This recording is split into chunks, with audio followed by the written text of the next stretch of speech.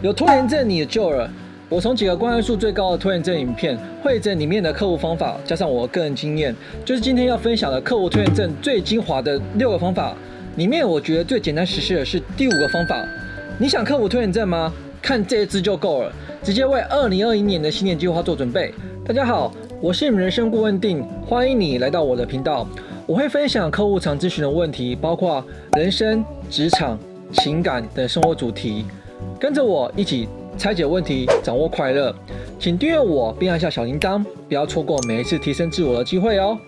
你是不是计划要去运动，可是上班比较累，下雨觉得好烦，就算了，又累又懒？你是不是打算下班读英文，不过先追一下剧，滑一下手机？咦，怎么就要睡觉了？是谁偷走我的时间？给我立刻去洗澡，不要再赖床了，房间何时才要整理？你是常有这些小剧场？为什么你明知道这样摆烂不行，却还是拖了？这个事情很重要，不做会被骂，会被电，却还是拖了。我们在拖延中焦虑、懊恼，却又一再拖延，恶性循环让我们怀疑人生。难道这是命运设计的恶作剧吗 ？No， 不是命运哦，这是我们人的内部机关在搞鬼。好逸恶劳、趋利避害是人的本性，潜藏在大脑深处的原始人因子，它具有避免危险、求生的特性。这个因子有人会称作小我，它叫我们能吃就吃，能爽就爽，不要做自己不舒服、觉得危险的事情。安稳、安逸、安全，最好一直待在舒适圈里面。你看起来很自由，可以做任何你想做的事，但实际上你一件都没做到。你的写作计划、日文检定，你的年度计划，2020年又要过了。这个小我它有个特性，它会告诉我们，逃避虽然可耻，但有用，用来逃避失败。失败很可怕，很丢脸。那简单，不做就不会失败了。有人把拖延症分成几种类型，像是上面提到的，对于成功没有自信，或者说不喜欢被指使、被委派任务，或者说我们常会遇到的注意力容易分散，再来是对于做这件事的诱因不够。不管你是什么类型，我请你问问自己，到底想不想做这件事？做这件事对自己有没有好处？如果说答案都是肯定的话，我相信接下来分享方法对你一定有帮助。另外，不要觉得那些成功者都没有拖延症，几乎每个人都会有。冬天立刻叫你乖乖去洗澡，我不相信你不会说等一下。拖延症跟性别、智商、年纪无关，它就像一只在我们脑中跳动的猴子，需要用紧箍咒去治它。成功者就是用这些方法去完成他想要完成的事情。第一个方法，设立务实的目标，这目标必须具体可衡量，有规定的时间期限，并且可以实现的。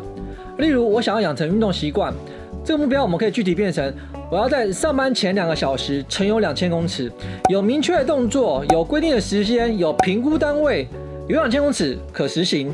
我有个客户，姑且叫他 Cindy， 他也想养成上班前晨泳的习惯，于是他设了2个手机、1个平板叫他起床，结果试了几次呢，都是本人睡死，旁人被吵死的状况。我就跟他说，如果你早上起不来，那是不是可以改成晚上游泳呢？如果晚上游泳没办法的话，那是不是可以改成去24小时健身房跑步也可以呢？要知道，我们的目标条件是根据我们的实际情况去做设置的，而不要被那些无法达成条件去把它卡死。这个目标设计方法呢，是参照 SMART 法则去设计的，一般用在工作管理上面。有兴趣了解的朋友可以在底下留言，我会一一回复。第2个方法，拆解目标成为行动，从小做起，将目标拆解成简单具体、容易执行的行动或小目标。OK， 现在 CD 决定下班之后去游泳，问题是他只能蛙式游250公尺，顶多游泳池10趟来回，那离2000公尺的目标还差得远，他该怎么办？那就去游啊！我当然不会这么讲，我请他先确认接下来可以执行的行动，像是游泳装备是否齐全，确切的游泳时间、游泳场所。接下来目标我们先定为350公尺，只要比原来多游2趟就可以了。第2个礼拜目标变成450公尺，如果太喘、没力真的不行，那就缩减为400公尺。依照累加的逻辑，持续往2000公尺去迈进，让看似遥远的目标变成只是时间早晚按部就班的问题。没有人一开始就去打魔王的，都马是要先打小 boss、中 boss， 最后才是大魔王。如果说开始没多久就破关，这个游戏也太无趣了吧？是骗钱吧？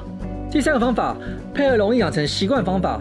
由于我们现在要建立一个新的习惯，面对不熟悉的事情，小我会跳出来否定，丢各种理由给你，好累啊，好懒啊，好麻烦啊。这时我们就要建立一个容易养成新习惯的环境。例如 Cindy 要找游泳池，她应该要找离公司近的还是离家近的？给你1秒猜猜看，你是选离家近的，这样想的时候比较方便。下班之后还可以先回家再去游泳池，你选得很棒。但答案是离公司近的，因为 Cindy 现在决定下班之后去游泳，离公司近的她可以直接去游泳池。她如果先回家之后，会不会再也不出来？以及前一天晚上就将游泳装备准备好，放在门口，出门就可以带走。每次去游泳的时候打卡，作为自我记录，制造各种有利条件，自愿或半自愿的让这个习惯容易被执行。第4个方法，时间是拿来用的，不是用来等的。等我有空就去做。你期待一个完整的时间去执行你的计划。例如，你想要有2小时去读日文，所以你等每天下班之后晚上读日文。其实你的空档时间不是只有下班之后，像是午休时间、通勤时间，这些时间虽然短，但是短有短的用法，短也很好用，就看你会不会用。可以用来复习及背诵，只要有闲置时间都可以做，不要被完整的时间这个概念拘束。零星时间也能完成一个小任务。要是我时间够，一定可以。时间永远是不够用的，就像工作永远是做不完的。但该做还是得做，所以我们一定要把完成期限放在最前面，不要只想着要做到最好。你做得很棒，但期限到没有完成，交不出来，那就是什么都没有啊。所以我们要从期限往回推，看这个事情怎么在期限内完成，去分配任务，拆解目标。有期限才能推动自己。如果没有人给你期限，你就自己给一个期限。如果不给期限，这个事情就会遥遥无期，摆着摆着就烂了。Oh, no. 是啊，你的确有过一个很棒的想法，但是这个事情似乎跟你无关了。你从主角变成旁观者，一个看戏的人。第5个方法，不要想太多，只管开始做。当你应该运动、应该起床、应该学习、应该去做你该做的任务的时候，倒数着5、4、3、2、1，立刻跳起来，像火箭一样，立刻去做，不要给自己犹豫思考的空间。有一位我很佩服的日本健身说过，犹豫就会败北。你在那边犹豫，小我就会跳出来，他准备把拖延症这只猴子放出来，大闹一场。所以不要给自己大脑思考的机会，立刻去做。第6个方法，自我对话。有人会说，定你计划这么好，那你应该不会拖吧？有计划就有变化，我也会拖。每次到我该健身的时候，如果我晚出发，我就会问自己，你今天为什么比较晚哦？没有啊，要出门的时候刚好在看浩浩影片，很好笑，所以晚了。那我知道了，下次时间快到的时候，我就看别人影片。又有一次拖延到几个小时之后才去健身，我就问自己，这一次原来是因为有灵感在作业，所以晚了几个小时。那这个原因我觉得 OK， 有收获也有健身到。拖延不好，但拖了就拖了。与其去责怪自己为什么拖延，不如去思考我从这次拖延我学到了什么。拖延就像一个你不喜欢的同事，虽然你很讨厌他，但是还是要想办法跟他合作共事，有机会把他弄走。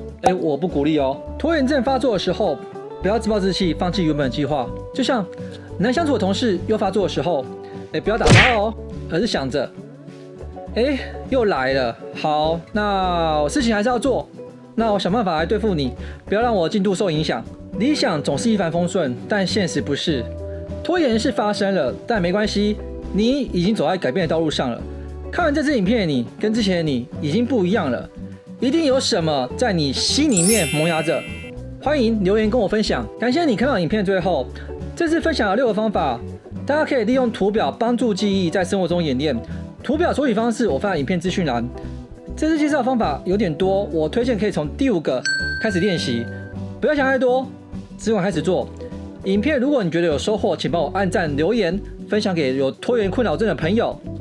不要想太多，只管开始做。我是你的人生顾问定，带着你拆解问题，掌握快乐。我们下次见。